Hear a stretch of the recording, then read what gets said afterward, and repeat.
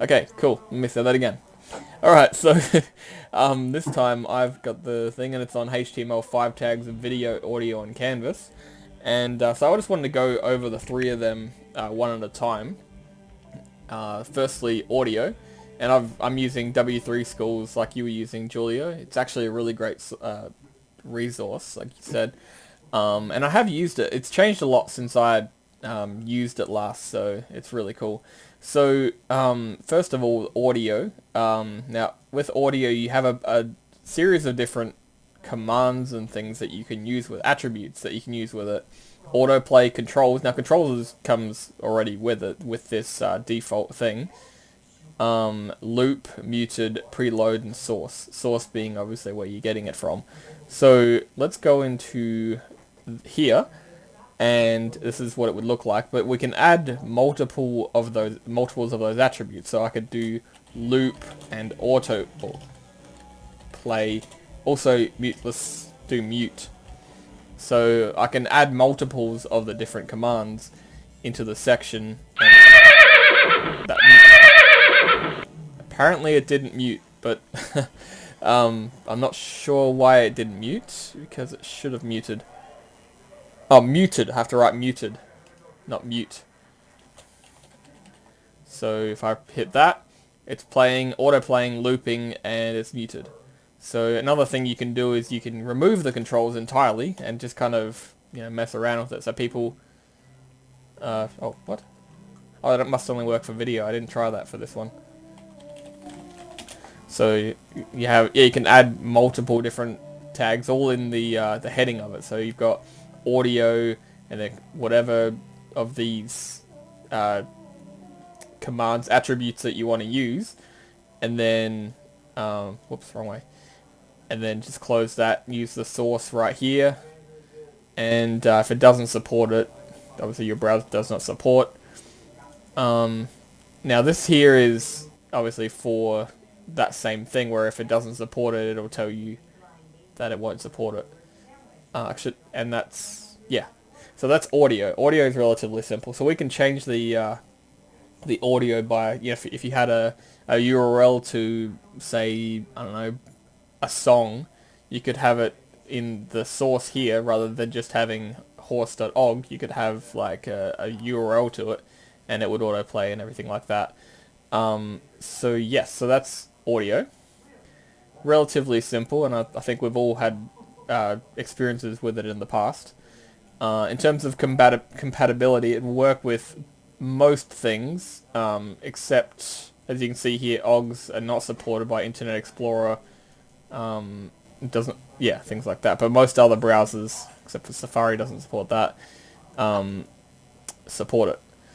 Now, in terms of, I'm on video right now. Whoops, I switched tabs on you. Where are we? Here we are. Yeah, it's just Internet. I was going to say, I thought it was just Internet Explorer. Internet Explorer doesn't allow for WAVs or OGs, and Safari doesn't allow for those. So that's audio. Now video is very similar. That's why I got confused between the two. They've got a few more functions in here, and I wanted to run that in the sandbox as well. So I wanted to run a few things. One thing, like I said, you can remove the controls entirely. So let's just change that to autoplay. And when we run it, it's just a video in a box that people can't stop. So that's pretty cool. We can also do muted again. So let's run that. So it's playing, you've got the video and everything without the audio. We can set it to loop, obviously, as well. And unlike the audio, we actually have a few controls that we're at our disposal. We can make this much bigger. Let's say 600 by... I don't know, let's go 600 by 600. And if I hit run, the video is much bigger. Obviously more pixelated because it's not that resolution. And auto-playing, muted, and so forth. So the different commands we have with videos is...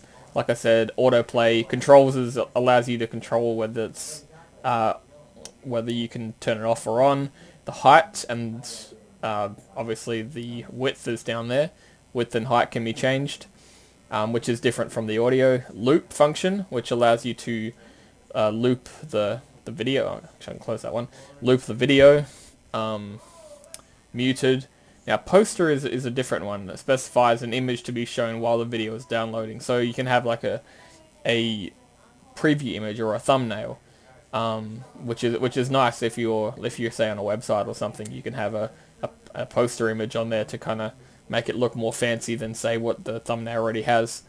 Preload means it'll preload the video before the web page loads, which isn't necessarily a good idea, because then it'll take longer for your page to load and things like that. So anyway, that's it for this one. Now the next one I wanted to go over, so we all good on video and audio? Yes? Mm-hmm. Okay, cool. So that's video. Now, the next one is Canvas. Now, Canvas is a lot more interesting. You can do a lot of things with Canvas. Firstly, I wanted to go into a different thing rather than the sandbox to start with, because with sandbox you have to hit refresh and everything, but first I wanted to go over what the canvas is. So the canvas, based on my understanding, is something you can have procedural lines, patterns, and things like that generated inside the shape, which can be changed. So I've got here a box here which I can change on the fly. So let's make that 1,000. As you can see, it goes across. Actually, I think it's like 700 is... Oh, sorry, 600. What was it? I figured it out at one point. That 350, I think it was. Yeah, but you can change the size of it dynamically, so it'll display in your HTML as a different size and things like that. And you can do different shapes in it, images, patterns, and so forth. So that's one cool thing. I just wanted to show you that you could change that. Now, in terms of the color, you can use the RGB values, which is like 000000. Not working on this one. Or just type the things. Maybe I was missing two. Huh, it's not working on this one. The other one has a different setting. See, as you can see here, oh, the hashtag, I'm missing the hash. That's why. So if I go... There we go. So you can do the RGB values of... So that will be green. Let's go FF. There we go, green. If I want blue, I can go... etc. So you can do different things like that, and you can find the RGB codes from other places and things like that. I kind of like this because you can directly interact with it.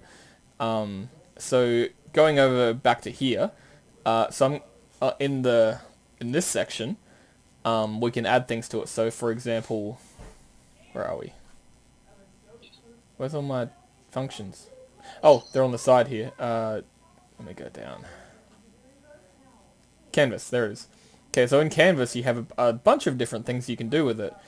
So you've got different fill styles you can do. You can do a stroke style, because there's different types of strokes and stuff you can do. Let me show you one of them. You can do different lines, which can go between points. You can fill it with rectangles and things like that. Let's do the rectangle. That one's interesting. So here's, say there's a rectangle there. So you've got your rectangle. Yeah. So over here, if I do,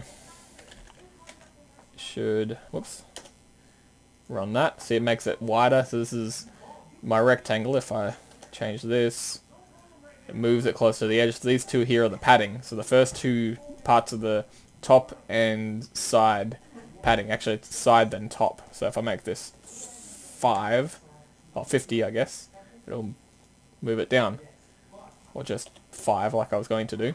And it puts it right near the top. So the top, these two are like your side and top padding, which allow you to move the thing around. And this is your length and width. So 2000, because we're cool like that, makes it go way off the screen. So yeah, so you can draw different shapes and things. I'm not sure, honestly, the necessity for something like this, but it's a cool little function. Perhaps it could be added to a JavaScript where you could generate patterns based on things that you enter. I don't know. But one thing I was disappointed about, and I might be wrong on this, but I didn't find anywhere a section where you could directly draw on the image. There was one down here, which looked like you were drawing on it, say draw image, but that means just add a canvas image from, say, a website or something as like just a picture on the page. Well, I guess with a border. This would, I guess, effectively give it a border, which seemed kind of pointless to me, but otherwise I don't know, Julia, do you know of any good uses of canvas? You can create some video games, some interactions with having buttons on the screen, but Okay. it's nothing that I have used to do that. Yes, I see that you can do things like, for example, the stroke allows you to draw lines like that, for example, on the in the canvas area, and you can change where it moves to, line to, and things like that. So if we do that, I can do 210. It'll move it to there. So that's the start point and the end point, I believe. Yeah, I believe that's how it works. So start point, the next point here. So first point, this point is the next one, and then the next point, I think. So if I move this to 110, it should move the whole thing. So that was the end point. So if I went from 2020 to 2100 to 7100, so you can move around the points on the thing. And if I add more points, so let's go 80. So it will move down to there. Let's add another point. So let's go. Alright, so let's go 3080. Should move across. There we go. So there's a little bit of a one. And so you can add different points to draw, like, I don't know, pictures or something like that. And that could be done, I guess, in a sense, based on a script or in order to draw something. But I'm not sure on the benefits of it other than just kind of messing around. But it was interesting to mess with. So you can do like different points and things like that. Change it to, again, an RGB color if you want to. 1, 2, 3, 4, 5. Let's go 1. Now it's a black line because I'm cool like that. So that's yeah, that's the stroke one. I thought that was interesting. Now you can do other cool things like, wait, where am I? Oh, yeah, I went there. I should have done the other. So you can also transform things. One of my favorites actually was, where is it?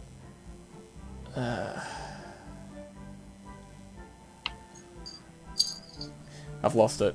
It was you could have an image and have it repeat. So if you had, say, a picture of, I think it was a smiley face they used, and you could have it repeating across the screen. I've lost it. Yeah, it's gone. But yeah, so there's a bunch of really cool things you can do, and again, clicking on these will let you find out what they do and things like that. Paths, transformations, text, image drawing. That wasn't it.